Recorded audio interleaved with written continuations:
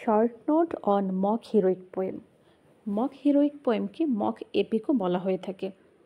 Mock heroic poem is a type of satirical poetry that mimics the formal style and structure of epic poetry to treat a trivial subject humorously and ironically।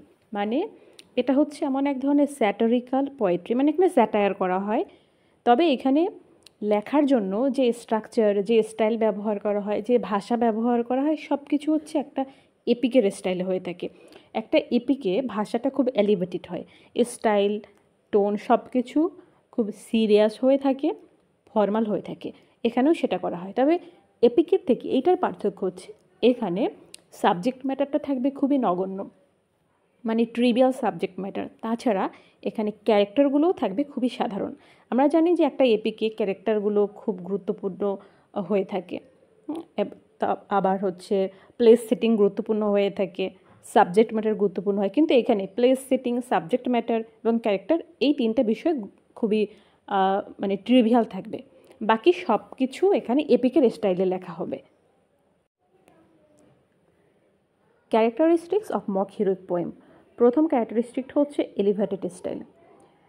Mock heroic poem utilises the formal language, elaborate diction and stylistic device of classical epic poetry. Classical epic পোয়েট্রিতে যেভাবে ভাষার ব্যবহার হয়, স্টাইলের ব্যবহার হয়, সেভাবে এখানে সব কিছু করা হবে, যেমন invocation of muse, extended simile, formal speech, এই প্রত্যেকটা বিষয়ে এই মক হিরোইক পোয়েমে থাকবে। তারপরে এখানে ট্রিভিয়াল সাবজেক্ট ম্যাটার থাকবে।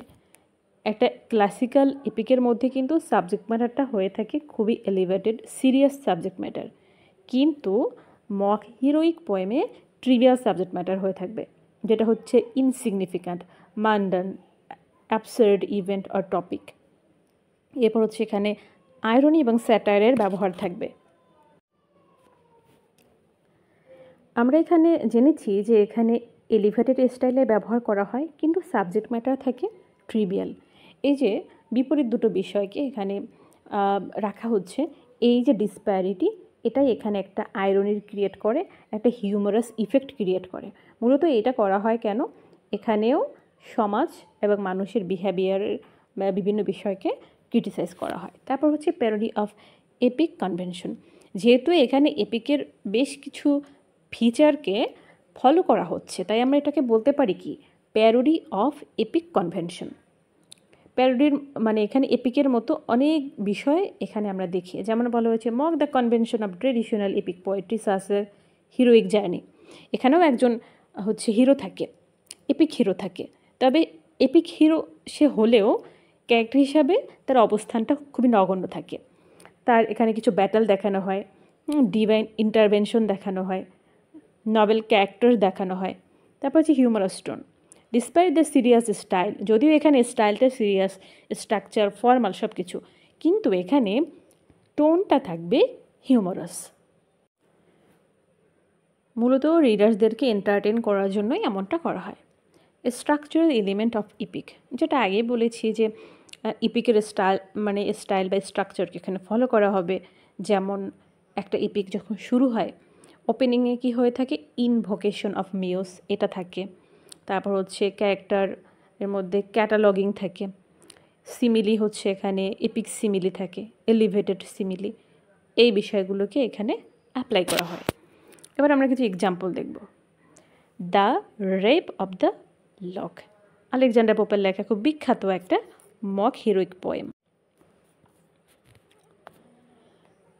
এরপরে আছে জন ড্রাইডেনের লেখা ম্যাক ফ্লেকনো, এখানেও কিন্তু স্যাটায়ার করা হয়েছে, মানে মক হিরোইক পোয়েম এটা হচ্ছে একটা।